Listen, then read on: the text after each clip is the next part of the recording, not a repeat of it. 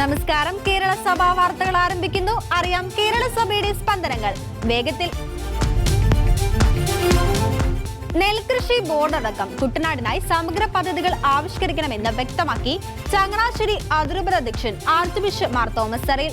പൊതുജനങ്ങളുടെ ന്യായമായ ആവശ്യങ്ങൾക്ക് വേണ്ടി സർക്കാർ തലങ്ങളിൽ സമ്മർദ്ദം ചെലുത്താൻ ജനപ്രതിനിധികൾക്ക് സാധിക്കണമെന്നും ആർച്ച് ബിഷപ്പ് പ്രസ്താവിച്ചു.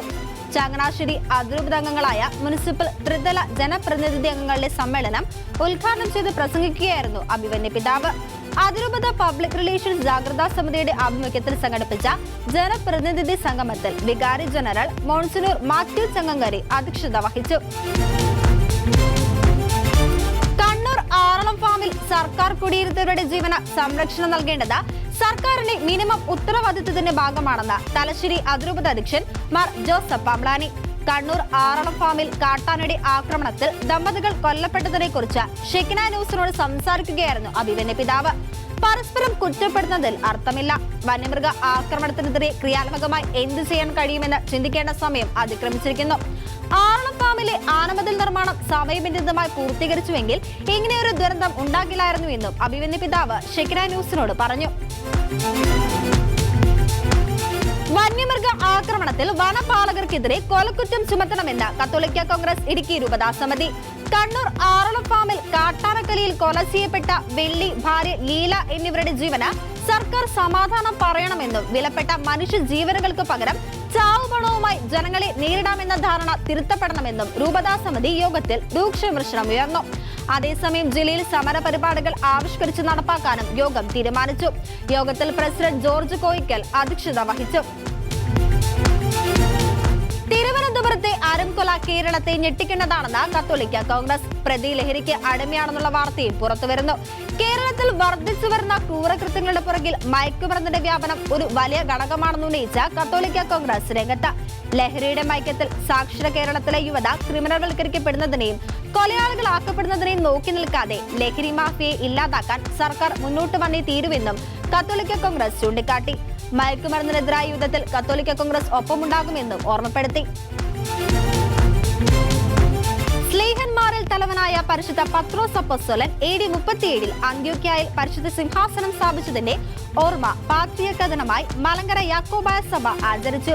പാത്രിയർക്ക ദിനത്തിന്റെ ഭാഗമായി സഭയുടെ എല്ലാ ദേവാലയങ്ങളിലും വിശുദ്ധ കുർബാനയും പാത്രിയർക്ക പതാക ഉയർത്തലും പാത്രിയർക്ക ദിന അനുസ്മരണവും നടന്നു. തിരുവാങ്കുളം കൃതം സെന്റ് ജോർജ് കത്തീഡ്രലിൽ മലങ്കര മിത്രാപ്പൊലീത്തായും നിയുക്ത കത്തോലിക്കയുമായ അഭിമന്യ ജോസഫ് മോർ ഗ്രിഗോറിയസ് മിത്രാപ്പൊലീത്ത പാത്രിയർക്ക പതാക ഉയർത്തി. തുടർന്ന് മലങ്കര മിത്രാപ്പൊലീത്ത പാത്രിയർക്ക ദിന സന്ദേശം നൽകി. PSC കൊള്ളസംഘമായി മാറുന്നുവെന്ന് കത്തോലിക്ക കോൺഗ്രസ് ഗ്ലോബൽ യൂത്ത് കൗൺസിൽ. പിൻവാതിൽ നിയമനങ്ങൾ നടത്തി കേരളത്തിലെ യുവജനങ്ങളെ വഴിയാധാരമാക്കുകയും അന്യനാടുകളിലേക്ക് കുടിയേറാൻ പ്രേരിപ്പിക്കുകയും ചെയ്യുന്ന സമീപനമാണ് PSC ചെയ്തുകൊണ്ടിരിക്കുന്നതെന്നും സംഘടന ആക്ഷേപം ഉന്നയിച്ചു. ഭരണങ്ങാനം മാതൃഭവനിൽ വെച്ച് നടത്തപ്പെട്ട ഗ്ലോബൽ സമ്മേളനം കത്തോലിക്ക കോൺഗ്രസ് ഗ്ലോബൽ പ്രസിഡന്റ് പ്രൊഫസർ രാജി കൊച്ചുപറമ്പിൽ ഉദ്ഘാടനം ചെയ്തു.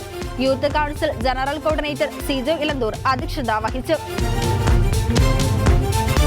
അടച്ചുറപ്പുള്ള ഒരു വീട് ഏവരുടെയും സ്വപ്നമാണെന്നും അതിനായി കരുതലോടെ സഭ കൂടെ ഉണ്ടാകുമെന്നും വാഗ്ദാനം നൽകി പരിശുദ്ധ ബിസിലിയസ് മാർത്തോമ മാത്യൂസ് തൃതീയൻ കാതോലിക്ക ബാവ. കോട്ടയം പഴയ സെമിനാരിയിൽ മലങ്കര ഓർത്തഡോക്സ് സഭയുടെ ഭവന നിർമ്മാണ ധനസഹായ വിതരണം ഉദ്ഘാടനം ചെയ്ത് സംസാരിക്കുകയായിരുന്നു സഭയുടെ പരമാധ്യക്ഷൻ.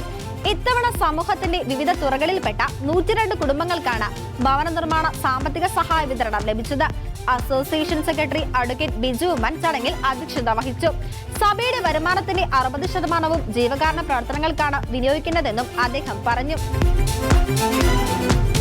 KCBC മധ്യവൃദ്ധ സമിതി സംസ്ഥാന സമ്മേളനം ഫെബ്രുവരി 26-ന് കോട്ടയം ലൂർദ് ഫൊറോന ദേവാലയത്തിൽ നടത്തപ്പെടും. മധ്യവൃദ്ധ സമിതി ചെയർമാൻ യുവനാനോർ മാർ തെയോഡീഷ്യസ് മെത്രാപ്പൊലീത്ത അധ്യക്ഷത വഹിക്കും. ചങ്ങനാശ്ശേരി അതിരൂപത ആർച്ച് ബിഷപ്പ് മാർ തോമസ് തറയിൽ, മേജർ രവി എന്നിവർ ക്ലാസുകൾ നയിക്കും. സമ്മേളനം പ്രതിപക്ഷ നേതാവ് VD സതീശൻ ഉദ്ഘാടനം ചെയ്യും. ബിഷപ്പ് മാർ ജോസ് പുളിക്കൽ മുഖ്യപ്രഭാഷണം നടത്തും. സീറോ മലബാർ, ലത്തീൻ, മലങ്കര റീത്തുകളിലെ 32 രൂപതകളിൽ നിന്നായി മധ്യവൃദ്ധ പ്രവർത്തകരും ആദർ ശുശ്രൂഷ പ്രവർത്തകരും യുവജനങ്ങളും സമ്മേളനത്തിൽ പങ്കെടുക്കും. തലശ്ശേരി അതിരൂപത KCYM SMYM 2024-25 സമിതിയുടെ നേതൃത്വത്തിൽ നടത്തുന്ന 33ാമത് അർദ്ധവാർഷിക സെനറ്റ് സമ്മേളനം നടത്തപ്പെട്ടു. കണ്ണിൽ കനവും കരളിൽ കനലും കാലിൽ ചിറകുമുള്ള ക്രൈസ്തവ യുവത്വം എന്ന KCBC യുവജന വർഷ ആപ്തവാക്യത്തിൽ ഊന്നിക്കൊണ്ടാണ് ഈ വർഷത്തെ സെനറ്റ് സമ്മേളനം നടന്നത്. മേരിഗിരി ഫൊറോനയുടെ ആതിഥേയത്തിൽ മേരിഗിരി ലിറ്റിൽ ഫ്ലവർ ഫൊറോന ദേവാലയ ഓഡിറ്റോറിയത്തിലാണ് സമ്മേളനം നടത്തപ്പെട്ടത്. KCYM SMYM അതിരൂപത പ്രസിഡന്റ് ജോയൽ പുതുപ്പറമ്പിൽ അധ്യക്ഷത നിർവഹിച്ച ചടങ്ങിൽ തലശ്ശേരി അതിരൂപത വികാരി ജനറൽ മോൺസിനോർ സെബാസ്റ്റ്യൻ പാലാക്കുഴി ഉദ്ഘാടനം നിർവഹിച്ചു. KCYM SMYM അതിരൂപത director reverend father Akhil Mathew Mukkuzhi ആമുഖ പ്രഭാഷണവും മേരിഗിരി ഫൊറോന വികാരി റവറന്റ് ഫാദർ എബ്രഹാം മടത്തിമാലിൽ അനുഗ്രഹ പ്രഭാഷണവും നടത്തി.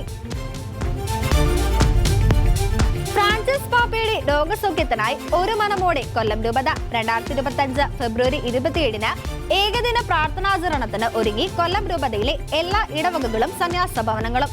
പരിശുദ്ധ പിതാവ് ഫ്രാൻസിസ് പാപ്പയ്ക്കായി കൂപ്പുകരങ്ങളുമായി ദൈവസന്നിധിയിൽ വിശ്വാസി സമൂഹം. സീറോ മലബാർ സഭയുടെ കേരളത്തിലെ 3 സിനഡൽ മേജർ സെമിനാറുകൾക്ക് പുതിയ റെക്ടർമാർ നിയമിതരായി.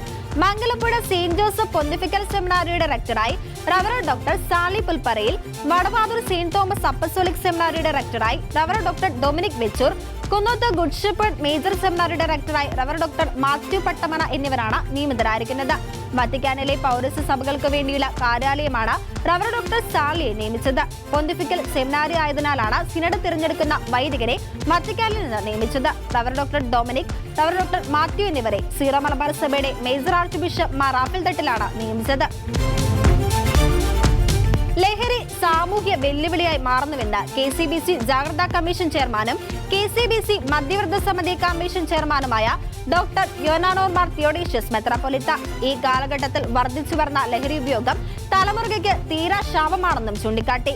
NCYM പത്തനംതിട്ട ഭദ്രാസനത്തിന്റെ 2025 കർമ്മ പദ്ധതി റേമ 2025 കൈപ്പട്ടൂർ സെയിന്റ് അഗസ്റ്റിൻസ് മലങ്കര സുറിയാനി കത്തോലിക്ക ദേവാലയത്തിൽ ഉദ്ഘാടനം ചെയ്ത് പ്രസംഗിക്കുകയായിരുന്നു അഭിവന്യ പിതാവ്. ചങ്ങനാശ്ശേരി അതിരൂപതയുടെ വികാരി ജനറലായി റവറന്റ് ഡോക്ടർ സ്കറിയ കന്യാകോണിലെ ആർച്ച് ബിഷപ്പ് മാർ തോമസ് സെറയിൽ നിയമിച്ചു. വടവാതൂർ സെമിനാരിയിൽ റെക്ടറായ ഫാദർ കന്യാകോണിൽ ബെൽജിയം ലൂവേഴ്സ് സർവകലാശാലയിൽ നിന്ന് ധാർമ്മിക ദൈവശാസ്ത്രത്തിൽ PhD നേടിയിട്ടുണ്ട്. വെളിയനാട് സെയിന്റ് സേവ്യേഴ്സ് ഇടവകയിൽ കന്യാകോണിൽ ചെറിയാൻ ഏലിയാമ്മ ദമ്പതികളുടെ മകനായി 1964 ഡിസംബർ 15 ജനിച്ചു.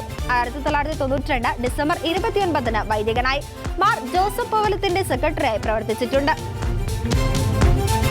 തലയോലപ്പറമ്പ് സെയിന്റ് ജോർജ് പള്ളിയിൽ നടന്ന വിശുദ്ധരുടെ തിരുശേഷിപ്പ് പ്രദർശനം വിശ്വാസികൾക്ക് വേറിട്ട അനുഭവമായി.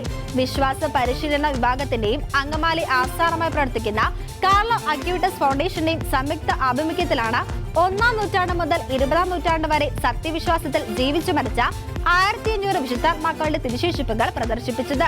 ഇടവക വികാരി റവറന്റ് ഡോക്ടർ ബെന്നി മാരാമ്പറമ്പിൽ പ്രദർശനം ഉദ്ഘാടനം ചെയ്തു.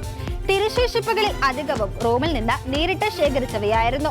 വിശുദ്ധരായി സഭ അംഗീകരിച്ചിട്ടുള്ള വ്യക്തികളുടെ ഭൗതിക അവശിഷ്ടങ്ങളും വിശുദ്ധർ ഉപയോഗിച്ച സാധനങ്ങൾ, വസ്ത്രങ്ങൾ, പാത്രങ്ങൾ തുടങ്ങിയവയുടെ അംശങ്ങൾ അടക്കമുള്ളവയാണ് പ്രദർശിപ്പിച്ചത്.